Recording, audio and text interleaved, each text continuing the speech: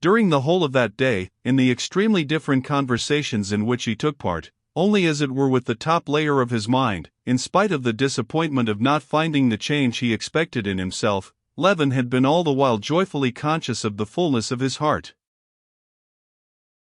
After the rain it was too wet to go for a walk. Besides, the storm clouds still hung about the horizon, and gathered here and there, black and thundery, on the rim of the sky. The whole party spent the rest of the day in the house. No more discussions sprang up. On the contrary, after dinner everyone was in the most amiable frame of mind. At first Katavasov amused the ladies by his original jokes, which always pleased people on their first acquaintance with him. Then Sergei Ivanovitch induced him to tell them about the very interesting observations he had made on the habits and characteristics of common houseflies, and their life. Sergei Ivanovitch, too, was in good spirits, and at tea his brother drew him on to explain his views of the future of the Eastern question, and he spoke so simply and so well, that everyone listened eagerly. Kitty was the only one who did not hear at all. She was summoned to give Mitya his bath. A few minutes after Kitty had left the room she sent for Levin to come to the nursery. Leaving his tea, and regretfully interrupting the interesting conversation, and at the same time uneasily wondering why he had been sent for, as this only happened on important occasions, Levin went to the nursery.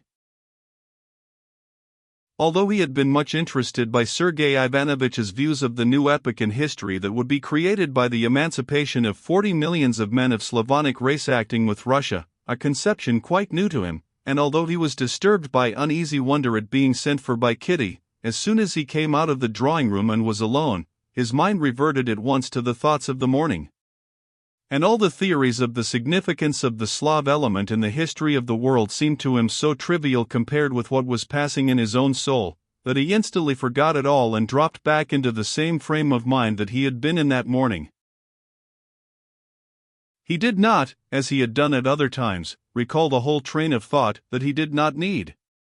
He fell back at once into the feeling which had guided him, which was connected with those thoughts, and he found that feeling in his soul even stronger and more definite than before.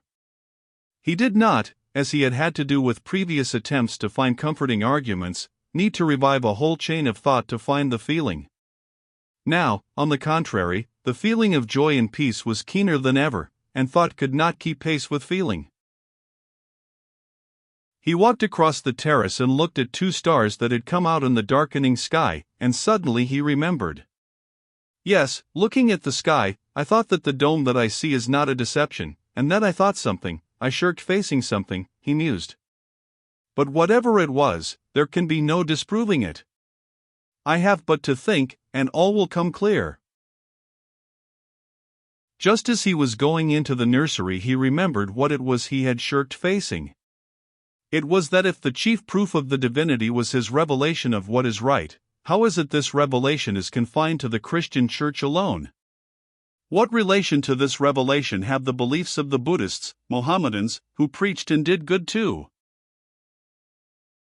It seemed to him that he had an answer to this question, but he had not time to formulate it to himself before he went into the nursery. Kitty was standing with her sleeves tucked up over the baby in the bath. Hearing her husband's footstep, she turned towards him, summoning him to her with her smile. With one hand she was supporting the fat baby that lay floating and sprawling on its back, while with the other she squeezed the sponge over him. "Come, look, she said, when her husband came up to her.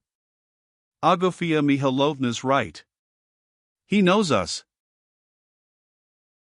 Mitya had on that day given unmistakable, incontestable signs of recognizing all his friends. As soon as Levin approached the bath, the experiment was tried, and it was completely successful. The cook, sent for with this object, bent over the baby. He frowned and shook his head disapprovingly.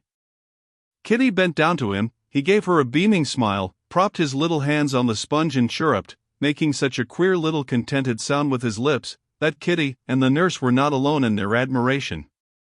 Levin, too, was surprised and delighted. The baby was taken out of the bath, drenched with water, wrapped in towels, dried, and after a piercing scream, handed to his mother. "Well, I am glad you are beginning to love him," said Kitty to her husband, when she had settled herself comfortably in her usual place, with the baby at her breast. "I am so glad. It had begun to distress me. You said you had no feeling for him." "No, did I say that? I only said I was disappointed." "What? Disappointed in him?" "Not disappointed in him, but in my own feeling. I had expected more. I had expected a rush of new delightful emotion to come as a surprise. And then instead of that, disgust, pity." She listened attentively, looking at him over the baby, while she put back on her slender fingers the ring she had taken off while giving Mitya his bath. And most of all, at there being far more apprehension and pity than pleasure. "Today, after that fright during the storm, I understand how I love him." Kitty's smile was radiant. "Were you very much frightened?" she said.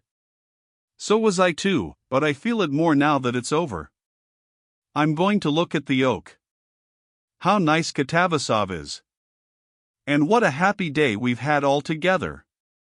And you're so nice with Sergei Ivanovitch, when you care to be.